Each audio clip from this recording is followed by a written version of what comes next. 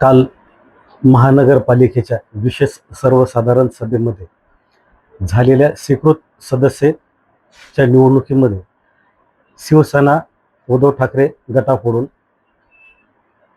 अंबिका डहाळे या एकमेव उमेदवारी अर्ज दाखल केला. त्यानंतर त्यांची महानगरपालिकेच्या सदस्यपदी निवड झाली. आज आपण त्यांच्यासोबत बोलत आहोत.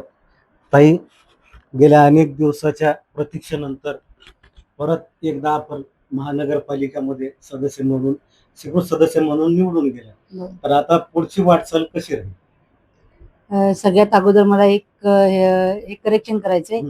मी उद्धव बाळासाहेब ठाकरे पक्षाकडून आहे, गटाकडून नाही. पक्ष आहे आमचा. तर आमच्या पक्षाच्या वतीने मी स्वीकृत नगरसेवक म्हणून झालेली आहे आणि माननीय डॉक्टर राहुल पाटील साहेब यांच्या मार्गदर्शनाखाली आणि त्यांनी केलेल्या नियुक्तीमुळे या पदावरती आले. साहेबांनी एक चांगला विश्वास आमच्यावर दाखवला आहे. आम्ही जे महानगरपालिकेमध्ये ज्यावेळेस आमदार डॉक्टर राहुल पाटील साहेबांनी आणि पक्षाने आम्हाला ज्यावेळेस थांबायला सांगितलं होतं की युती झाली, युतीमध्ये 2 काँग्रेस आणि 2 शिवसेनेचे होते. पक्षाला थोडीशी अडचण होती, पण मग आम्ही मोठ्या मनाने थांबलो की बाबा ठीक आहे, कोणाला तरी थांबावं लागणार होतं आणि थांबलो. पण नुसतं थांबलो नाही, तर आम्ही निर्णय प्रक्रियेत राहिलो. पक्षाच्या निवडणुकीमध्ये पूर्ण शहरामध्ये तर एक जिल्हा संघटक म्हणून मी फिरलेच, पण विशेष करून माझा जो प्रभाग 9 होता, माझ्या 4ही नगरसेवकांसाठी मी स्वतः नगरसेवक असल्यासारखीच पुढे उभं राहून लढाई लढली आणि निश्चित माझ्या या लढाईला यश पण आलं आणि माझे 4ही नगरसेवक चांगल्या मताने आमचे निवडून आले. त्यात मला खूप आनंद आहे. आता परभणी शहरामध्ये अनेक प्रश्न आहेत सध्या.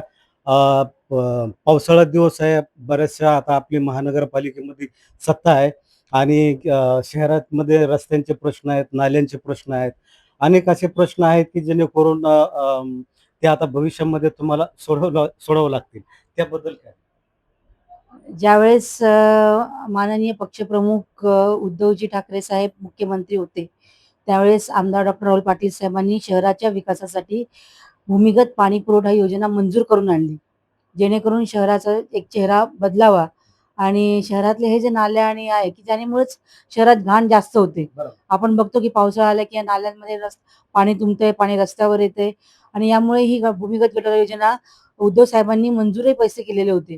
पण त्यानंतर जे काही राजकारण झालं, जे काही सत्ता बदल झाला, तर त्या सत्ता बदल नंतर फक्त विकासाच्या नावाखाली ज्यांनी ज्यांनी पक्ष बदलला आणि जे काही झालं, पण शहराचा विकासासाठी कोणी विचार केला नाही. आम्हाला उद्धव साहेबांनी जे आपल्या शहरासाठी मंजूर करून दिलेले पैसे होते, त्याच्यावरती स्थगिती आली. म्हणजे एक वेगळं राजकारण झालं. पण ठीक आहे, आता सध्या सत्ता जरी त्यांची असली, तरी महापौर शिवसेनेचा असं आहे सध्या परभणीमध्ये आणि महापौर साहेबांच्या माध्यमातून आमदार डॉक्टर राहुल पाटील साहेबांच्या नेतृत्वाखाली त्यांच्या मार्गदर्शनाने शहराचा नक्कीच विकास करण्याचा प्रयत्न करू. जे काही शहरामध्ये अस्वच्छता आहे, तर ती स्वच्छता करण्यासाठीचा असेल, पण यासाठी वरती सुद्धा जे काही सहकार्य लागतं वरच्या सरकारकडून, ते सुद्धा त्यांनी द्यावं. नाही दिलं तर आम्ही तेवढं खंबीर आहोत की त्यांच्याकडून ते करून घेऊ. निश्चित शहराचा पूर्णपणे कायापालट येणाऱ्या काही दिवसामध्ये नागरिकांना दिसेलच.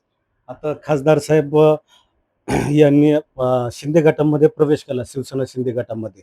तर त्यांनी आता 20 कोटी रुपये आणले. तर हे 20 कोटी आता म्हणजे आता महापौर तर आपल्या उद्धव बाळासाहेब ठाकरे गटांचा आहे. मग आता ते हे पैसा जे 20 कोटी जे आणले, ते कशा पद्धतीनं खर्च करणार आहेत आणि कुठल्या त्यांच्या माणसाला देणार आहेत, की पूर्ण महानगरपालिकेमध्ये पूर्ण शहरामध्ये खर्च करणार आहेत?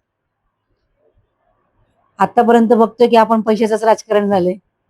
लोक विकासाच्या नावाखाली जात आहेत, पण विकासाच्या आडून जे काय होते ते सगळे बघतायत. नागरिक जनता सुद्धा एवढी काही दुधखुळी नाहीये, त्यांनाही कळतायत सगळ्या गोष्टी.